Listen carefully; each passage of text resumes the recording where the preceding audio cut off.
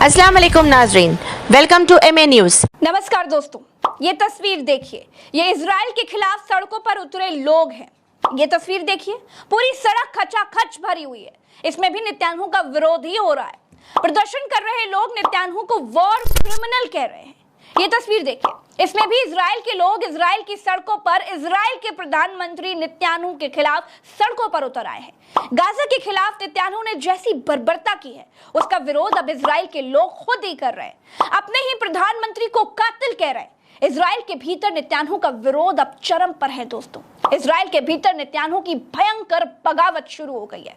Israel के लोगों के हाथों में ये जो बैनर है ना, इसको जरा गौर से पढ़िए, जरा जूम कीजिए। इसमें लिखा है कि Bibi there is a blood on your head, मतलब इजराइल के प्रधानमंत्री के हाथ खून से रंगे। जिस तरह से गाजा के लोगों पर इजराइल अत्याचार कर रहा है, इजराइल के लोग ही अब उससे बहुत ज्यादा गुस्से में हैं। ये एबीसी न्यूज को देखिए, ये क्या लिखता है। कुछ इजरायली प्रदर्शनकारियों ने पीएम नेतन्याहू को देशद्रोही कहा। नीचे लिखा है कि एबीसी न्यूज के मैट गुटमैन रिपोर्टर ने तेल अवीव यानी इजराइल की राजधानी से सरकार विरोधी प्रदर्शन की रिपोर्ट की। स्काई न्यूज लिखता है कि तेल अवीव में विरोध प्रदर्शन में प्रधानमंत्री नेतन्याहू के इस्तीफे की मांग की गई। दोस्तों, भारत का मीडिया नेतन्याहू को अपना दूसरा भगवान मानकर, भारत की गुलाम मीडिया अपने पहले भगवान को भारत में ही छोड़कर नेतन्याहू की गुलामी करने के लिए इजराइल में नेतन्याहू को हीरो साबित करती हुई रिपोर्टिंग कर रही है। भारत का मीडिया नेतन्याहू के आगे पीछे दुम हिला रहा है, लेकिन इजरायली मीडिया ने नेतन्याहू के खिलाफ हुए प्रदर्शनों को खूब जगह दी है। तो कुल मिलाकर के दोस्तों, इजराइल की जनता का एक बहुत बड़ा वर्ग और इजराइल का विपक्ष नेतन्याहू के खिलाफ है। नेतन्याहू खुद को राष्ट्रवादी बनाने के चक्कर में फिलिस्तीन पर कहर बरपा रहे। इसका विरोध पूरी दुनिया में हो रहा है। दोस्तों, आज के इस वीडियो में हम बढ़ते इजराइल के विरोध के बीच अमेरिका ने कैसे पलटी मार ली है और जो बाइडेन को भागकर इजराइल आना पड़ रहा है, क्या इजराइल ने अमेरिका की बात माननी बंद कर दी है, ये सब कुछ बताएंगे। चलिए शुरू से शुरू करते हैं। दोस्तों, इजराइल और फिलिस्तीन युद्ध को अब 10 दिन बीत चुके हैं। ईरान ने साफ कह दिया है कि अगर इजराइल ने फिलिस्तीनियों के गाजा पर कब्जा करने की कोशिश की तो ईरान गाजा की तरफ से युद्ध लड़ेगा।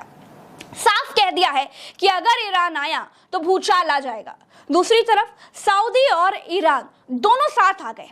तीसरी तरफ मिस्र ने फिलिस्तीन को इजरायली जुल्म से मुक्ति दिलाने के लिए अपने देश की राजधानी काहिरा में सबको बुलाकर शिखर सम्मेलन का ऐलान भी कर दिया है।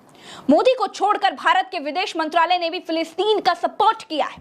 और ये सब कुछ होता देख खुद को इजराइल का बेस्ट फ्रेंड कहने वाले अमेरिका की भी अब हेकड़ी निकलती हुई दिखाई दे रही है। दोस्तों, 10 दिन के भीतर ही जो बाइडेन ने ऐसी पलटी मारी है कि पूछिए मत, और गाजा पर कब्जा करने को इजराइल की गलती बता दी है। दोस्तों, बाइडेन अमेरिकी न्यूज और रेडियो चैनल सीबीसी को एक इंटरव्यू दे रहे थे। उन्होंने उसमें कहा कि मुझे लगता है कि गाजा पर इजरायली कब्जा करना ये एक बहुत बड़ी गलती होगी। मेरा विचार है कि गाजा में जो हुआ वो हमास के कारण हुआ। हमास के चरमपंथी सभी फिलिस्तीनियों का प्रतिनिधित्व नहीं करते हैं। मुझे लगता है कि इजराइल के लिए गाजा पर दोबारा कब्जा करना ये एक बड़ी गलती साबित होगी। दोस्तों, इजराइल में हवा भरने वाला अमेरिका ही है, और जब से अमेरिका ने अरब देशों को इकट्ठा होते देख लिया है, तब से अमेरिका की हवाइयां उड़ी हुई हैं। अंदेशा जताया जा रहा है कि इजराइल में अमेरिका के हथियारों के गोदाम हैं। उनका गलत इस्तेमाल इजराइल कर रहा है, इसीलिए अमेरिका को भागकर इजराइल आना पड़ गया है। दोस्तों, अब तक इजराइल गाजा को उड़ा देने की बात कर रहा था, लेकिन यूएन में इजराइल के राजदूतों गिलाड एडॉन और माइकल हर्जोग के सुर भी अब बदले हुए दिखाई दे रहे हैं। दोनों ने यूएन में क्या कहा है वो आपको सुनना चाहिए। उनके देश को गाजा पर कब्जा करने में कोई दिलचस्पी नहीं है। हमारी गाजा पर कब्जा करना या दोबारा कब्जे करने की कोई इच्छा नहीं है, न हम 20 लाख से ज्यादा फिलिस्तीनियों के जीवन पर शासन करना चाहते हैं। दोस्तों, अब तक गाजा पट्टी में 2300 से ज्यादा लोग मारे जा चुके हैं और 9000 घायल हैं। वही इजराइल में भी मरने वालों की संख्या 1400 हो गई है और घायलों की संख्या 3500 से ज्यादा हो चुकी है। दोस्तों, इजराइल के पेच टाइट करने के लिए ईरान के विदेश मंत्री हुसैन अमीर मध्य पूर्व के नेताओं से मिल रहे हैं। इराक और सीरिया के दौरे के बाद वो लेबनान और कतर पहुंचे।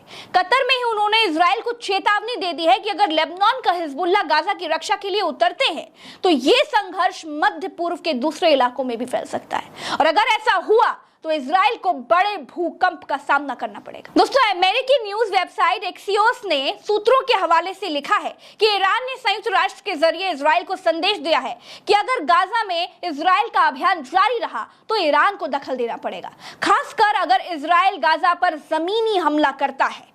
जब से संदेश अमेरिका पहुंचा तो जो बाइडेन ने पलटी मार दी और कहा कि गाजा पर कब्जा इजराइल की सबसे बड़ी गलती होगी और भागकर इजराइल आने का ऐलान कर दिया। दोस्तों, अमेरिका पूरी कोशिश कर रहा है कि ईरान और लेबनान का हिजबुल्लाह गाजा संघर्ष में शामिल ना हो और अगर ऐसा हुआ तो अमेरिका को इजराइल छोड़कर भागना पड़ेगा। आशा करते हैं कि इस पूरे एनालिसिस वीडियो में आपको हर चीज बड़ी आसान भाषा में समझ में आ गई होगी। चलते हैं, वीडियो अच्छा लगे तो वीडियो को शेयर जरूर कीजिएगा, चैनल को सब्सक्राइब जरूर कीजिएगा और अगर ये वीडियो फेसबुक पेज पर देख रहे हैं तो पेज को फॉलो जरूर कीजिएगा। नमस्कार, राम राम, दुआ सलाम, जय हिंद।